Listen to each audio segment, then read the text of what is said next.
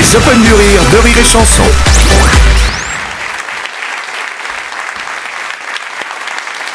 Merci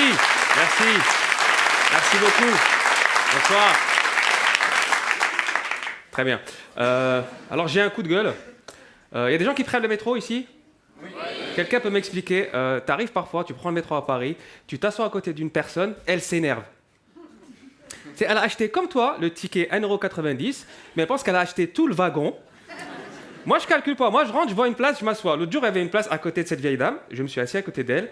Elle s'est levée et elle s'est mise de l'autre côté. Il dit, c'est pas grave, elle fait ce qu'elle veut. On fait une station, il y a un Renoir qui rentre, il s'assoit à côté d'elle, elle revient à côté de moi. C'est comme si j'étais la deuxième pire option dans son classement. Tu sais, je me suis dit, je vais pas rester à côté de cette dame, je vais me lever. Mais après, je me suis dit, si je me lève, elle aura gagné. Du coup, j'ai regardé le Renoir et on a échangé nos places. Voilà. Dans ta gueule, la vieille. Alors, je suis très content de jouer devant vous ce soir. C'est vrai que je bouge beaucoup. Et en fait, la dernière fois que je devais jouer, il s'est passé un truc de grave. Il y a eu l'attentat d'Orly. Et j'étais en voyage, j'étais à l'étranger, j'étais au sud de l'Espagne, à Casablanca. Et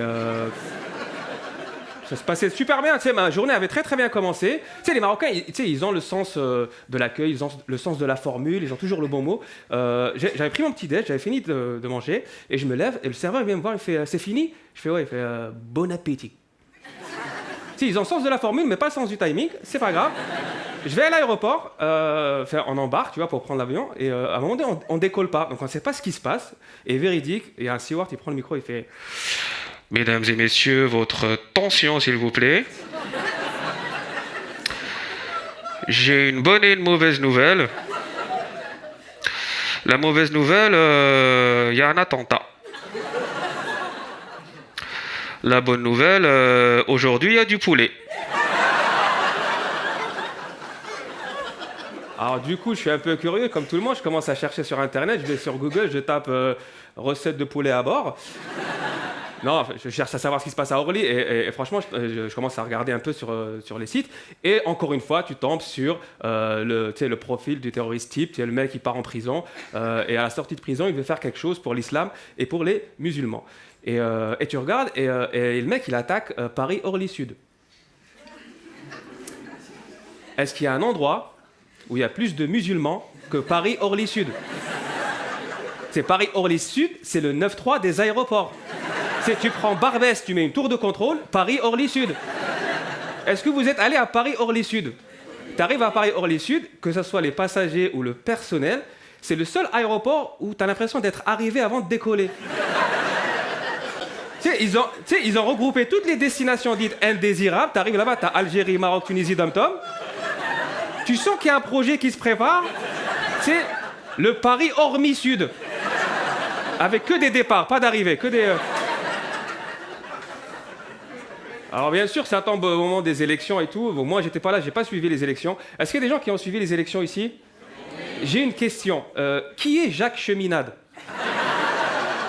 Je l'ai découvert le jour des résultats du premier tour. Il est là. Mec, il a eu 0,2%. 0,2%, on dirait les matières grasses dans un yaourt. C'est-à-dire que lui, il a vu les résultats. Il dit putain, les Français, ils me voient comme un Yoplait Fitness, les bâtards. Et Jacques Cheminade, il te dit, oh, deuxième tour, faudra voter Macron. Mais qui t'écoute, Jacques Cheminade ? Et Papinova, il donne pas de consigne de vote. Il y a eu aussi mon préféré, Poutou. C'est quand même le mec, il est en CDI chez Ford. Tu sais, il a dû déposer un RTT pour venir faire les débats. Chapeau. Et bon, après l'entre-deux-tours, il y avait Marine ou Macron. C'était En Marche ou En Vol. Pour le coup, j'ai pensé à Paris-Orly-Sud, je vous avoue. C'était chaud. Mais bon, elle s'est chauffée. Elle pensait qu'elle allait passer parce qu'elle a vu l'exemple de Donald Trump. Mais bon, Donald Trump, il fait pas « Ouh ».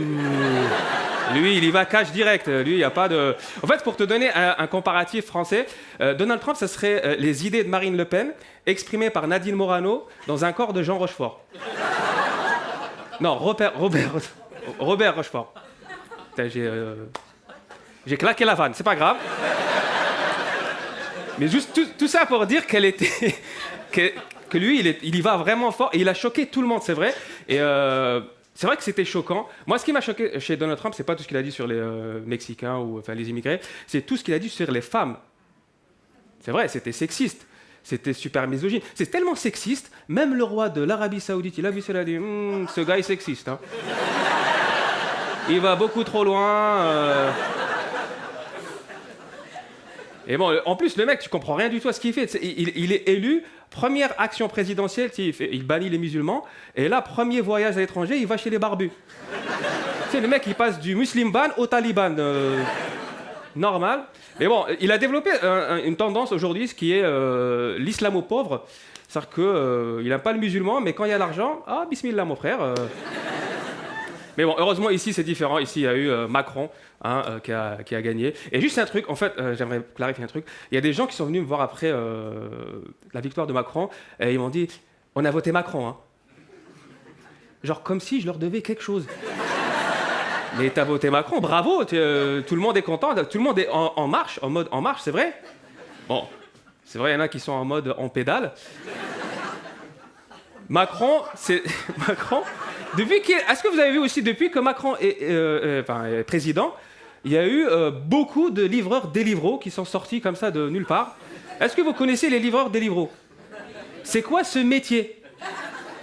Pourquoi on en est arrivé là? Pourquoi il faut que quelqu'un galère pour te livrer quelque chose? Tu sais, j'étais en voiture, il pleuvait, il y avait un type, le pauvre, il était là sur son vélo en danseuse, en sueur, sur son dos, il a un coffre-fort. Moi, je te jure, si je me tape une montée, j'enchaîne avec 5 étages pour te livrer une 4 fromages, sur la vie de ma mère, on partage.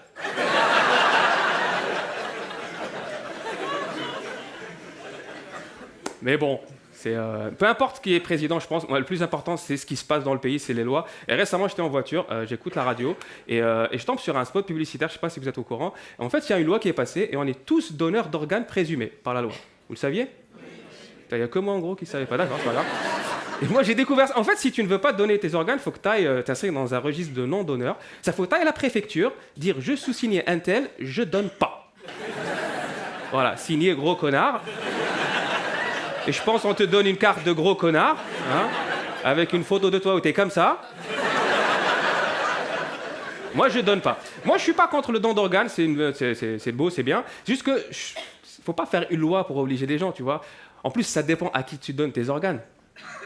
C'est vrai. Tu sais, admettons, ils prennent mon foie et ils le donnent à un gros raciste. Tu sais, mon foie, il sera mal à l'aise. C'est vrai. Il sera là entouré d'organes qui ne veulent pas de lui. Voilà, passez-moi un peu de sang, non, t'es un corps étranger, dégage d'ici. Et je connais les médias, à la main de conneries, ils vont dire cette personne s'est radicalisée après la grève d'un foie islamiste. Déjà, pour donner ses organes, il faut être en bonne santé. Bon, j'essaie de faire attention, j'essaie de devenir végétarien. Par applaudissement, est-ce qu'il y a des prétentieux dans la salle? Zéro végétarien. Elle a fait comme ça. Elle a plus d'énergie. Mange de la viande.